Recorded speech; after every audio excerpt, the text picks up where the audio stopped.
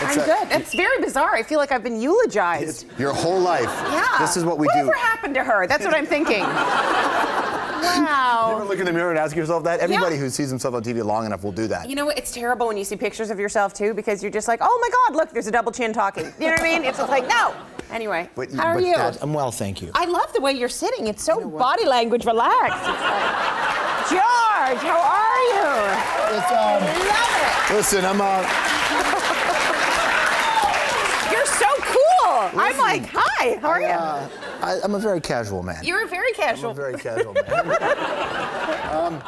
You've done a lot of things in your career. Did you ever think you're going to be a model walking down? Did you want to do that? Walking down the runway? Of course, I started as a supermodel, and then I went into acting.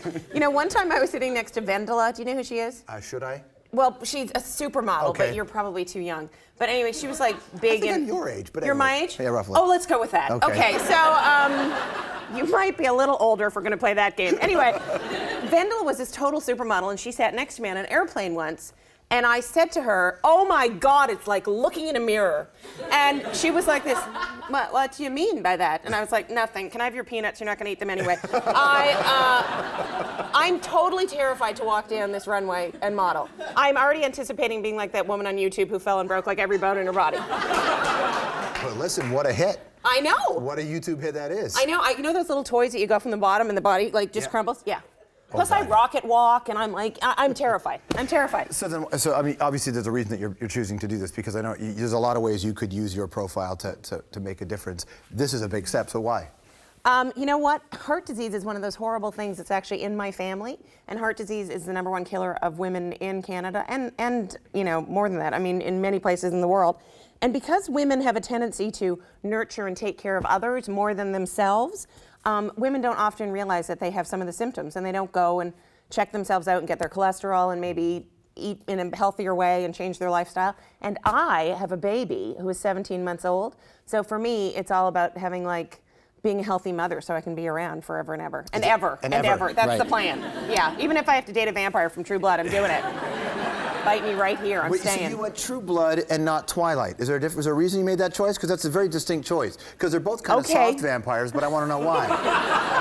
First of all, grown up who has crushes on the vampires, teenage girl. Right. I know that I am a teenage girl in many ways, but no, I'm into True Blood, never saw Twilight. Haven't seen a movie since my baby was born. Really? Yeah. Did you get the Academy to send them to your house or something? No, I mean, I've seen it at home, but I mean, I haven't actually gone out to a movie. You hear a lot about how life changes when you're going to have a kid. Yeah. Could you ever prepare yourself for the change that was going to come?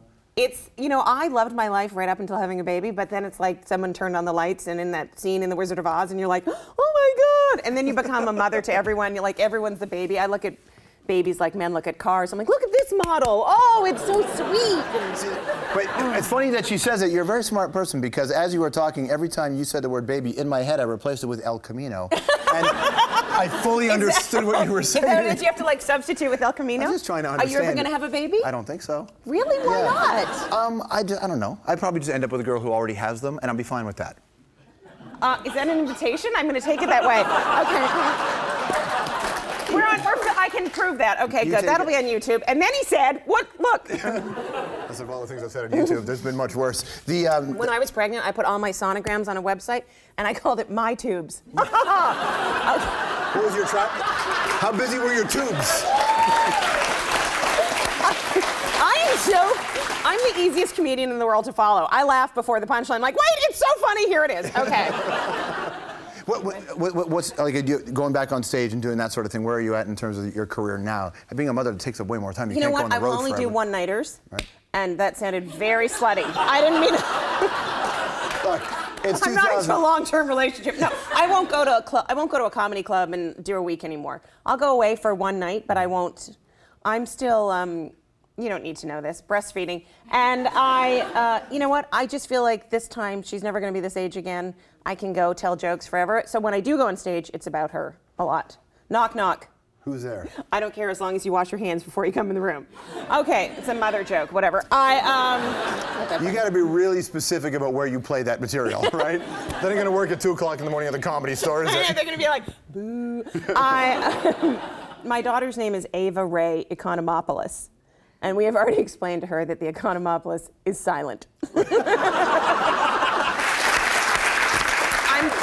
I just want to tell you that everyone in my family is a big fan of yours. Oh, that's very sweet. And that my mother can actually pronounce your name correctly. And She thinks, can? Yeah, she said, you tell that George Strombolopoulos that he does a wonderful job. Oh, that's very sweet That's of very her. nice from my mom. And then what did she say about the Economopoulos? How did The she- Economopoulos. First of all, how about when our child was born, she misspelt the name Economopoulos in the Globe and Mail? Your mom did? Yeah, and I called my mother. This is so typical of her. And I go, Mom, you misspelled Economopoulos. Well, how in God's name was I supposed to spell that name? I have no idea. I'm like, way to take responsibility. We're literally with my mother and my baby. ECONOMOPOULOS. She's like, whatever. I didn't know about that. How is your mom doing now? Your mom's all right? Your mom? My mom is okay. My mom did have heart surgery, and I became a fan of yours because when I was taking care of her in Montreal, I would watch your show at night. That's right. And I spent a lot of time in Canada. And I think you do an excellent job. You're very sweet to say that. I'm very sweet. All right. Let's 220. Roll the animation.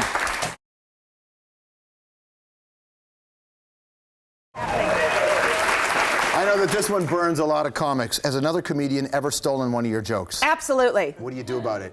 Well, one of them stole my boyfriend, bitch. But anyway, What's worse, stealing a good joke or stealing your man? Oh, a good joke for sure. You can always get another man. All right, better comedy audiences, America or Canada? Well, Canada's a better comedy audience because they're so polite and kind and they're so like rooting for you. The minute you start the joke, they're like, we like you, please be good, please. Yeah, I think Canadians. What's the worst heckle you've ever received? On my way to the stage before I got there, you're fat. I'm like, I'm not even near the microphone yet. I was like, I'm like, you wait a minute. Have you ever had like a put down that you're just waiting for someone to heckle and you threw it? Like, what's your best put down for a heckler? If someone's really, really chatty with me, I always say, sir, you know what I'm looking for in a man? A well-hung mime, and you have none of the qualifications. That would shut him up right away. Then they're like, yeah, that's good. Did being a stand-up, did have a career in stand-up prepare you to be an actor? I think having a career in stand-up prepares you for everything, except figuring out how to assemble a stroller or a car seat. Everything else, I was prepared for. And are you no good at that stuff? Oh, no, it's way more difficult than labor. I can't even tell you. No. More difficult. Maybe I'll have kids then. if it's not that bad. Maybe you'll have an El Camino. I would like an El Camino. I already have an El Camino. Is an El Camino a car? It is a card. Okay. You know it. You listen. I don't know. It's got like a. It could be Spanish for hooker, It as long could as be. I know. I have no idea. I'm gonna have an El Camino. I don't know what that is. What kind of a car? It's like a car front and a pickup truck back. It's very, Brad Pitt was in a movie about it. Oh, that one. Yes. It's like a mullet in a way. Like a mullet. Yeah, one thing and then the other. Yeah. Okay. Business up front, party in the back. There you go. That's what it's supposed to be. It's a mullet car. Give me a stand-up comic that people should know about that they don't know about. This girl, Khalees Hawken, is fantastic. You will see her. She's going to be a star. She's amazing. And she's just starting out, and you got to go find her. All right, daytime comedy, daytime talk shows. You got Oprah. Obviously, Rosie was successful. Right. You had your stuff. Tell me about Sarah Palin. What kind of host is she going to be? I have no idea. I will never watch that show. I can't bear her.